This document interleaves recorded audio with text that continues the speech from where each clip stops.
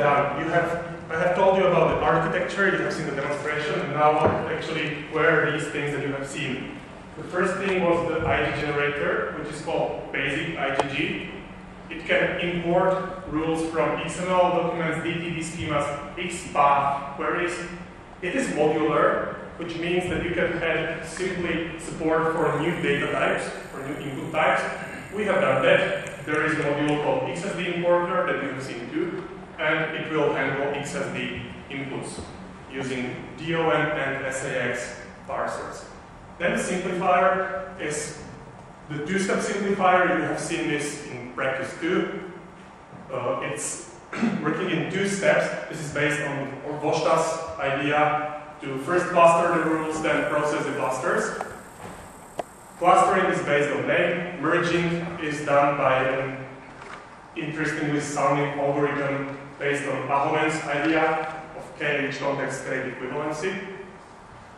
Then the last part is the schema generator. We have 2 of them, and one of them exports to DTD, the second one to XSD schema. Then we have a few facilities that you have seen too that will help the researchers to implement their algorithms. The first one was the automated editor, where you can pick states to merge or pick states to remove. This is done using a combination of Django, Java library for graphing and clicking, etc., and GraphViz that's handling our layouting in these graphs.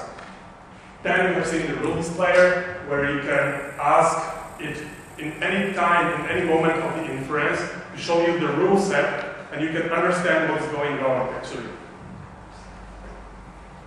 Being a framework, this is strongly extensive, as I mentioned before. You may want to create a new module. In this case, you just need to understand the data model, the process, the architecture that I mentioned before. You implement one interface, and you have, for example, a new simplifier. Just one interface. You can start customizing our existing modules. For example, this two-step simplifier that you have seen, you can start hacking into the way the clusters are created and processed. We have extension points where you can implement one of the interfaces. We have 10 of these extension points that go recursively, you remember, boxes inside boxes, that go 4 layers deep. You can extend basic IgG with, for example, support for schematron, for getting rules from schematron. You may start changing the actual data model, which is what I'll be doing for my master's thesis, adding support, for example, for things like IDs and ID refs in this document. Sorry. You can change the inference process itself. It doesn't need to be 3 boxes in the way you have seen them. It can be, you can add boxes, you can remove them, you can make them optional, you can make them repeating, etc. We will be working with this project while working on our master's thesis. You can see a few things that we'll be doing with this. And we actually have one student under Ms. Mlinkola's supervision writing her master's thesis that will be using our project as well. So to sum this all up, we have a Java and NetBeans-based platform framework that can infer schemas from a wide variety of inputs and export them to a wide variety of outputs. We are extensible and things work as you have seen. I suggest you go check out our cool project website at this address, download, play with it, and so on. So now I would like to make things a bit less formal and show you a few interesting facts, small kind of making of Jane for what we did.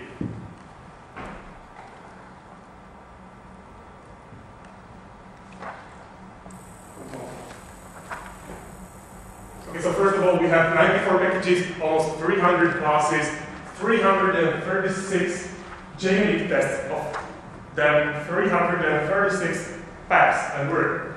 We have in our repository around 1,500 commits. According to StatSVN, which is a tool used to count lines of code, we have, okay, it likes 52 kilolines of code, and in the graph it looks almost like 70 plus kilolines of code, so we are actually not exactly sure about this. We have 267 issues. Under issues, there are change requests, there are bugs, there are feature requests, and so on. We have developed 4 versions. The last one that we submitted actually was the 4th version. And you can see how the number of bugs or the issues is steadily rising. And we have still 40 suggestions that we'll be implementing. 850 mails in the mailing list, 120 downloads from SolarSforge, and only a few of them from us. There is a huge job, and there is a lot of documentation. Some of it is actually interesting. We have diagrams, 31 diagrams. And the last one, we have a virtual Debian server running an Hudson continuous integration with 6 jobs that are in state sunny, good weather. We have a project web, I've shown you the link, go check it out.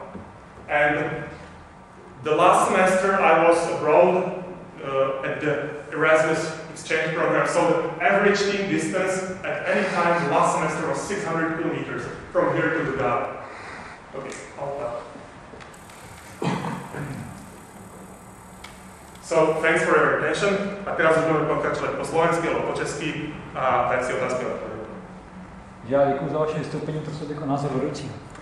Já jako vedoucí v podstatě budu jenom chválit, protože žádné zásadní výhrady nemám. Pánové na tom projektu pracovali takovým tím běžným způsobem, čili jediný problém byl trošku sjednotit se, kdo jak, co bude dělat a tak dále, ale výsledek nakonec se teda domluvili, výsledek je takový, jak jsme si představili, když to ne, samozřejmě v průběhu jsme malinko upravovali ty představy. Co bych vyzdvihla na tohoto projektu, tak jsou 3 věci.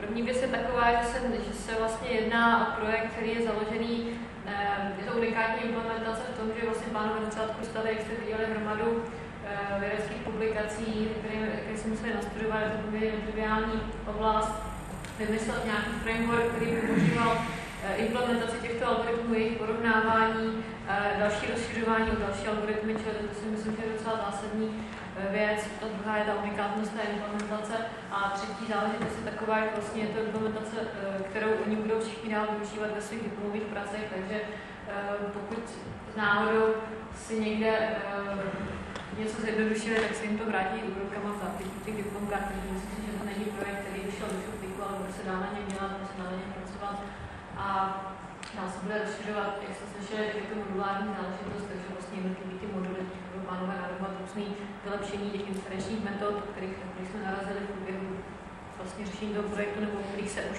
obecně z těch publikací. A mohou je díky tomuto frameworku snadno implementovat ty věci okolo, ty nezajímavé, vědecky nezajímavé, už mají hotové, či neimplementují si, navrhnou vlastní metodu, neimplementují, můžou porovnávat s dalšími a tak dále. Takže já žádné zásadní výhrady nemám, že to bude spíš neimplementovat.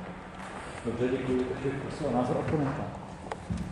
Oponentem jsem byl já, jmenuji Karel Vichta. Já jsem tady do svého posudku napsal jednak hodnocení softwarového díla jako takového. Dílo jsem si stáhnul ze sítě, instaloval podle návodu, fungovalo, všechny funkce jsem si mohl vyzkoušet, všechno mi fungovalo, žádnou významnou chybu jsem nenašel. Musím teda říct, že mi trošku pomohlo to, že jste mi to předtím ukázali, jako ne ani tak v tom, že bych to neuměl nainstalovat, ale že bych to potom neuměl udělat ty postupy na to použití, to jste mi trošku navedli.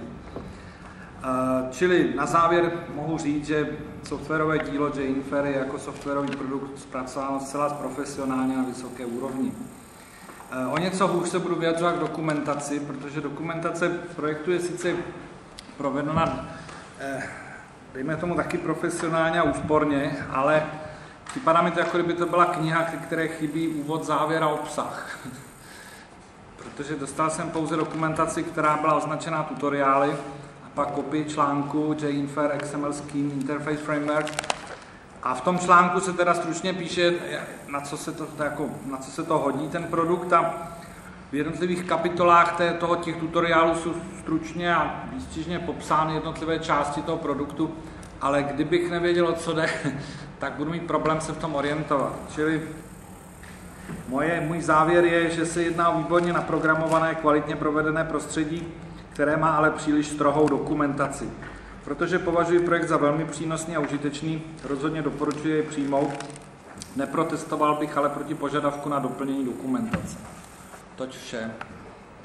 Dobře, děkuji. Chcete se nějak vyjádřit? Já jsem k tomu chcel povedať, že my jsme tu dokumentaci písali Táto dokumentácia je vytvorená v sada niekoľkých projektiek a jej primárnym účelom je sedieť na našej projektovej stránke a navádzať ľudí, ktorí prídu ten projekt naozaj používať.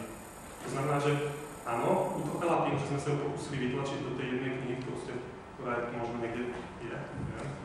Áno, dvakrát tady. A nemáme tam nejaký úvod, obsah a tak ďalej, ale obsahom tej knihy sú dokumenty, ktorým sa vynikajúco dostanete z tej stránky. Keď na ňu prídete, budete nasledovať tutoriály, dostanete sa na vidíme tutoriál, pracujeme tam vlastne na spodku je dokumentácia všetkých modulov. Všetky tieto veci sú vytlačené v tej dokumentácii, ale je naozaj chyba je ten obsah.